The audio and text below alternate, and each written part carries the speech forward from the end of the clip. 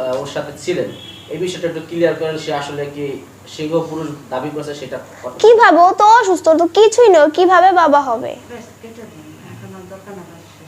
তাহলে আপনার বাবা মাকে আপনি কষ্ট দিয়ে কেন গেছিলেন? একটু বাবার কথা কি, ওই যে মা বাবা তার কথা কি মনে পড়ে না? আচ্ছা সরি বলে শেষ করে দাও। আচ্ছা সরি, কারণ আমি বুঝতে পারি নাই, আমি হচ্ছে ফাঁদে পা দিয়েছিলাম ওর। এখন আমি বুঝতে পারছি, তো এখন ওই খারাপ মশা থেকে আমি সরে আসছি। আচ্ছা, মা বাবাকে কি বলার আছে? তুমি তো বাবাকে কষ্ট দিচ্ছো, মা একটু কষ্ট পাইছে। মা বাবাকে অনেক সরি, কারণ আমি অনেক বড় ভুল করছি।